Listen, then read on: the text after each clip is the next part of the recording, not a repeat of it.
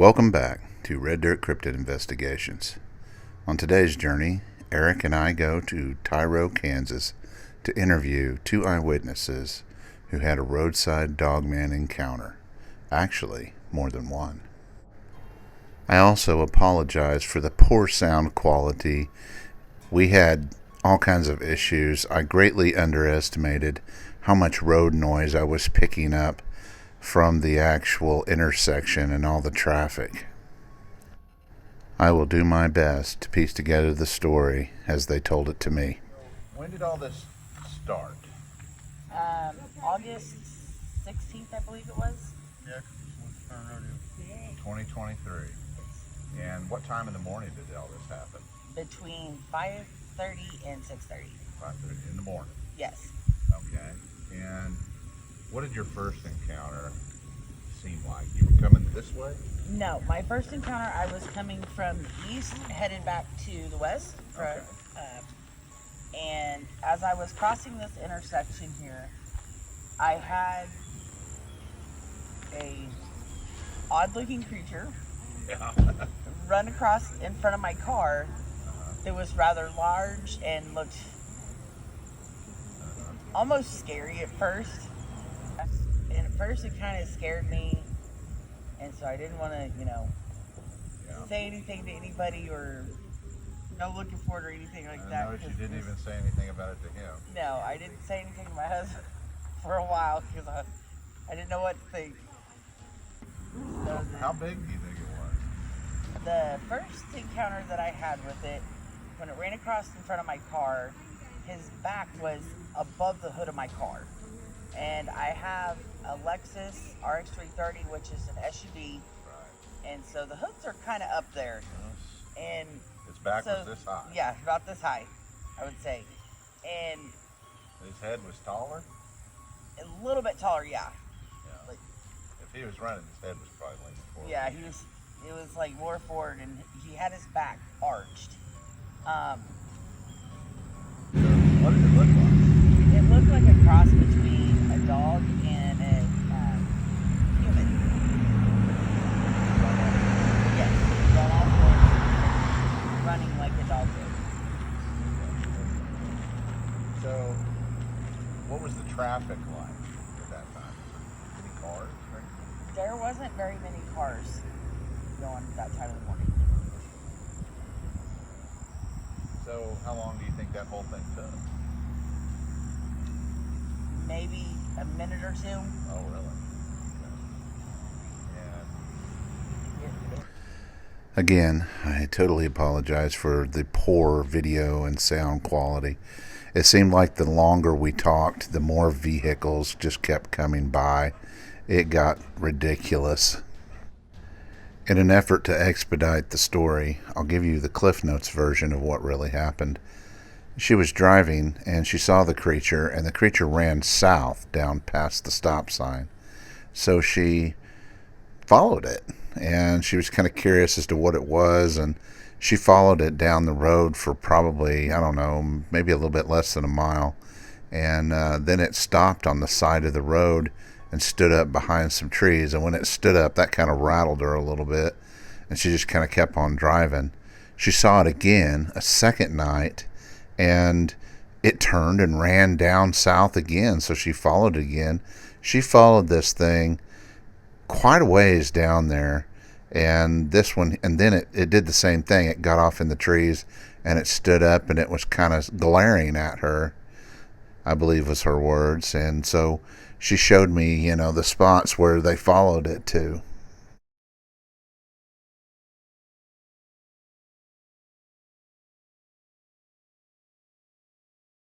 So she came up here to this intersection, saw it crossing here. She was already slowed down, so she turned left here. Yep.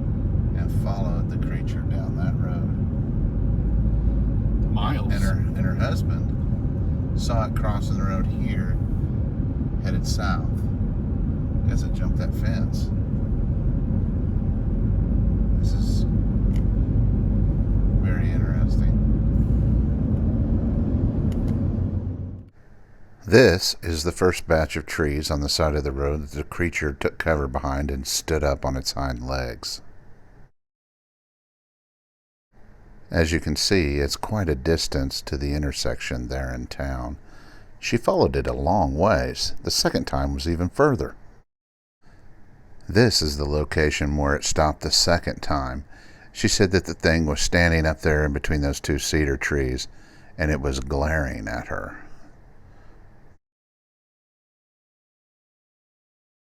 A couple of nights later, she actually saw a different creature inside the town of Tyro at this particular location. This one was gray and appeared to be female.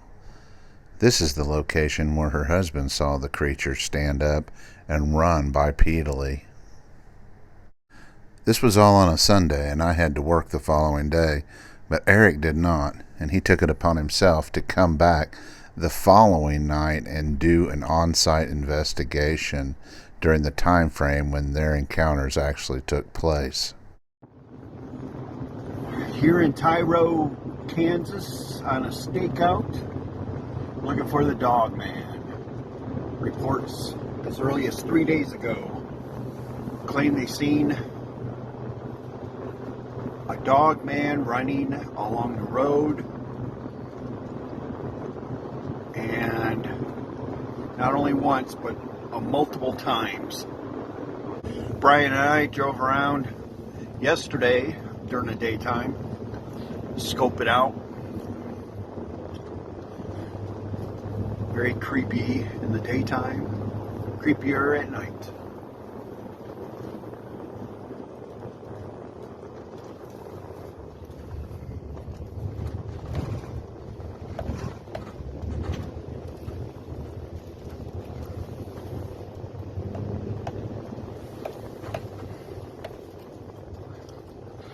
It's Monday morning behind the big church, Tyro.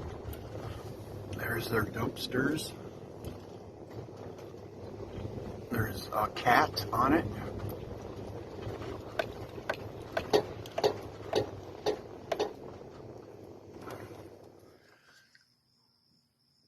So it's 4:54 a.m. Tyro, Kansas. Dogman stakeout. All hell just broke loose. There's like a bunch of dogs north barking, a whole bunch of coyotes south of us barking. I'm on the main highway in town. Traffic is starting to pick up.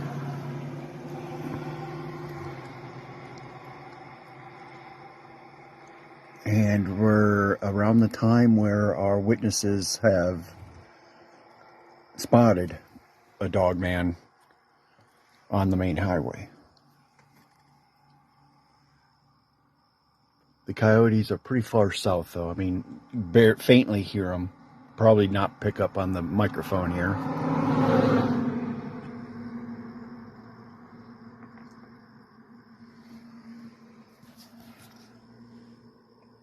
Surveillance equipment is, well, I got my dash cam is on there facing forward. I put this one here facing backward towards the road. Hopefully it'll catch anything crossing in the street lights, crossing the road. Might catch them in the street lights there.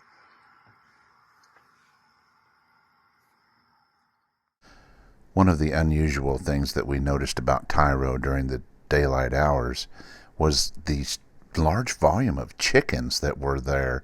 It was almost like every third or fourth household had a chicken coop. There was also a lot of people that had goats. And these all could serve as food sources if the dumpster at the daycare/Christian church runs dry. I don't know. I mean, there's very massive amount of livestock within the city limits there for such a small town.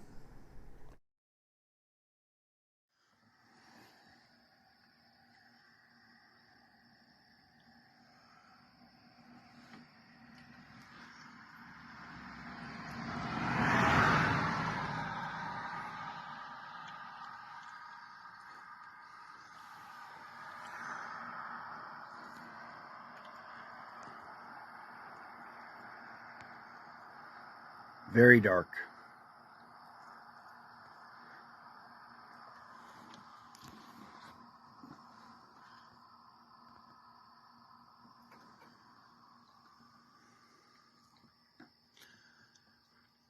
It's currently 4:13 a.m.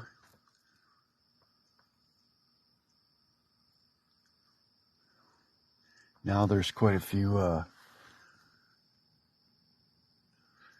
cars on this main highway.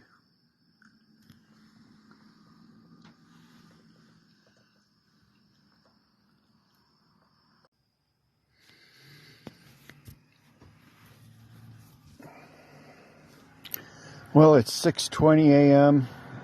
I think I'm going to head back to home. Nothing really happened. It's just really, really dark here. A few times ago, just 5 minutes ago, there was a huge unison of coyotes. I mixed in with some domestic dog barking and roosters crowing, and it only lasted like 10 seconds.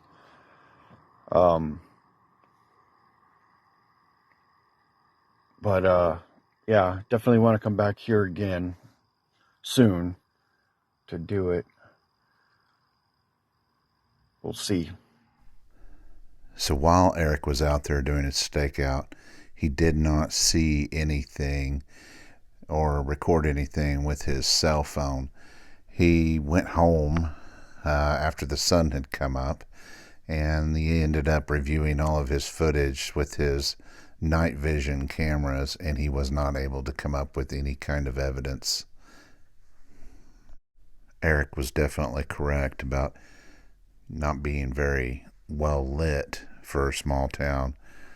Truth is, any number of cryptids could go through town unnoticed as they please in that particular area. All they would have to do is just avoid cars. Unfortunately, there is a pretty considerable distance between our home bases and Tyro, Kansas. If you're from the area, please reach out to us if you know something or have seen something. We're always looking for more leads and more information. As far as we're concerned, this is an ongoing case, and we're always looking to add more case files. You can always remain anonymous. Reach out to us, give us a shout, and tell us what you know. As always, thank you for tuning in to Red Dirt Cryptid Investigations. Help us spread the word about the cryptid activity in Oklahoma and southern Kansas.